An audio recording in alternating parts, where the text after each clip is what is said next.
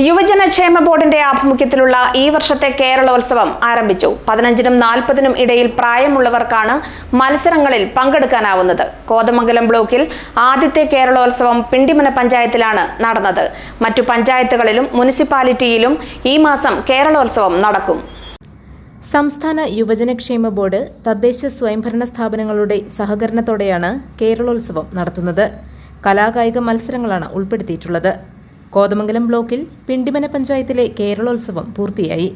മറ്റ് പഞ്ചായത്തുകളിൽ ഒരുക്കങ്ങൾ നടന്നുവരികയാണ്. പിണ്ടിമന പഞ്ചായത്തിൽ കേരളോത്സവത്തിന്റെ വോളിബോൾ മത്സരത്തിന്റെ ഉദ്ഘാടനം പ്രസിഡന്റ് ജെസ്സി സാജു നിർവഹിച്ചു. വോളിബോളുമായി ബന്ധപ്പെട്ട ധാരാളം കായിക പ്രേമികളുള്ള ഒരു പ്രദേശമാണ്. അതുകൊണ്ട് അവരെ മുഖ്യധാരയിലേക്ക് എത്തിക്കുക എന്ന ലക്ഷ്യമാണ് നമ്മൾ കേരളോത്സവം വഴി ഉദ്ദേശിക്കുന്നത്.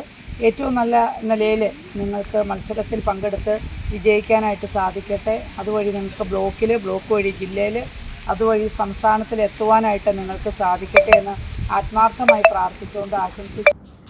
6 ടീമുകൾ മത്സരത്തിൽ പങ്കെടുത്തു. മാലിപ്പാറ ഫാത്തിമ മാത UP സ്കൂൾ ഗ്രൗണ്ടിലാണ് മത്സരം നടന്നത്. വേട്ടാമ്പാറ ബ്രദേഴ്സും മാലിപ്പാറ സൂരജ് ക്ലബ്ബുമാണ് ഫൈനലിൽ എത്തിയത്. സൂരജ് ക്ലബ്ബ് ജേതാക്കളായി.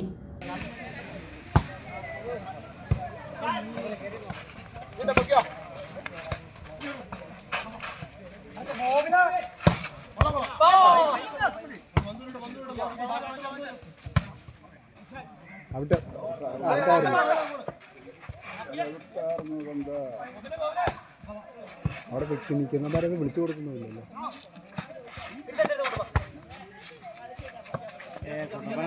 കുട്ടപ്പൻ്റെ ആധാർ കാർഡ് കണ്ടാണോ? കൊള്ളാം.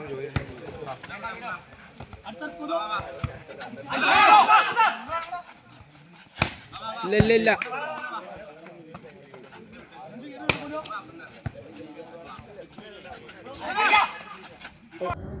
സമാപന ചടങ്ങിൽ ജെസ്സി സാജു സമ്മാനദാനം നിർവഹിച്ചു.